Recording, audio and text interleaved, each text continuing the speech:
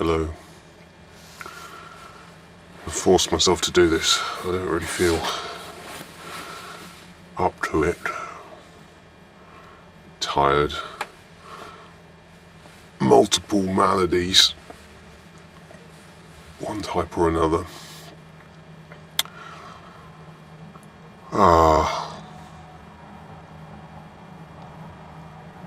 Could do with the famous 3 days off, some fruit and a quiche.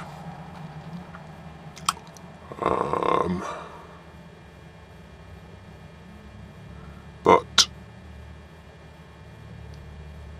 it was my man Rambo that called for a long, intimidating, immense and rational derangement of all the senses. And I think he was on to something there.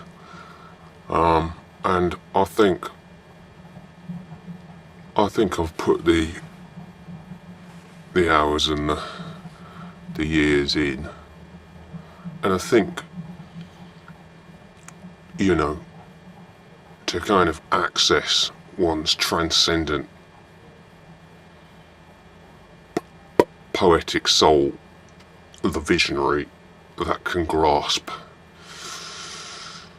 that which is hidden,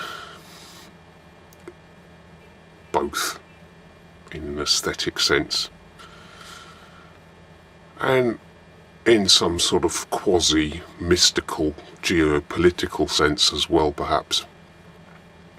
I think getting really fucked up all the time, does have its uses. Even if it's pretty hard. Anyway, just a sec, I'm getting a text. Where was I? Oh yes.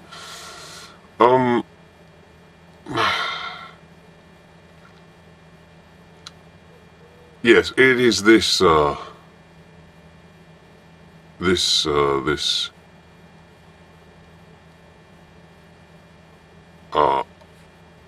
deranged, these dismembered senses that lead me to once again prophesize the end of the world. Well, I have a nuanced view of the apocalypse, I'd like to think. I mean, I'm stating the bleeding obvious once again.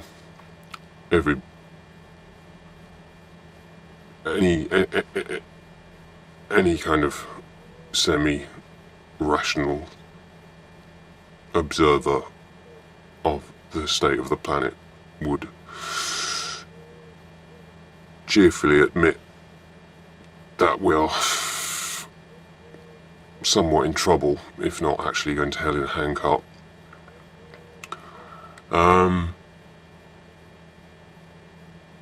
So I'm not talking about,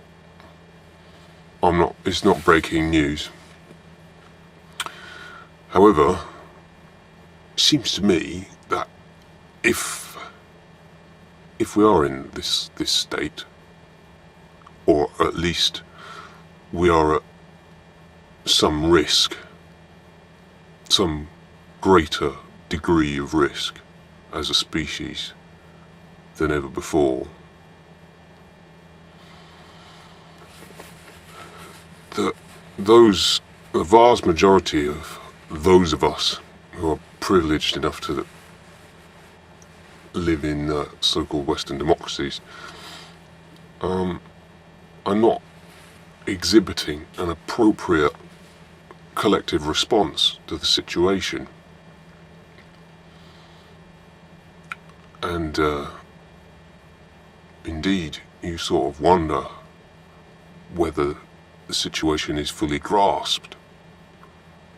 And this is something that increasingly is threatening to unhinge me in my derangement. And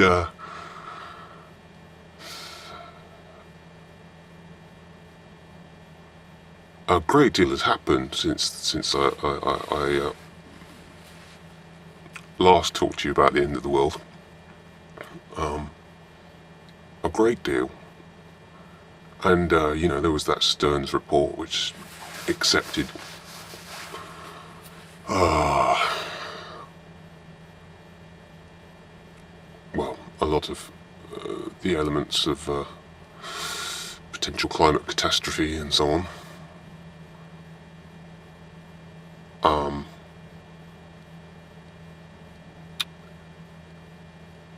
And of course, Mr. Bush has come and gone. Well, he's gone anyway. And the world is changing. The economic crisis being perhaps the key historical event.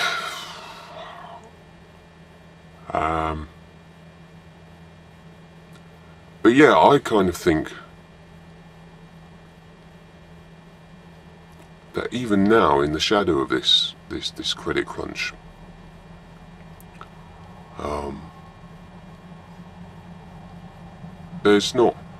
people don't seem to. It's like that whole old thing of like you could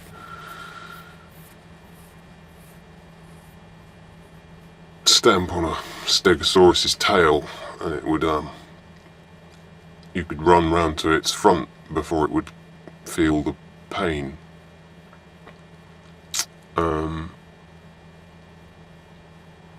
There seems to be, my whole thing about the end of the world and why I've always believed that we face a deep threat within our time. I just have always had a kind of sense that people are unable to, or unwilling,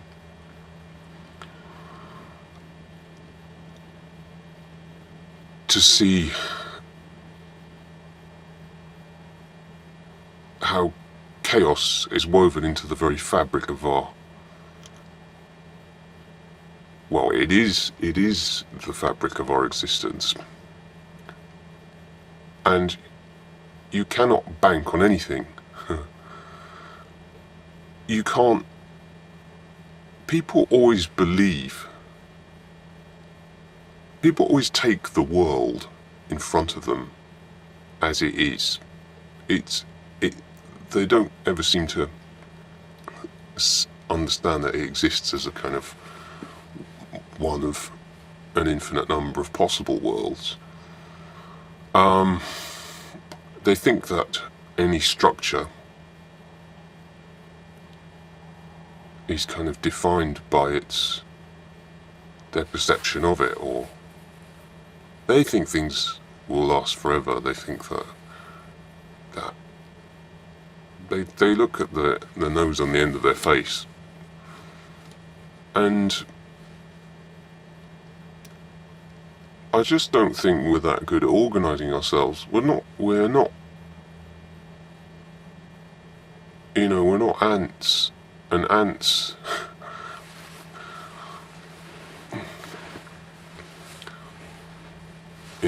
even the mighty ant suffers setbacks. Colonies don't make it.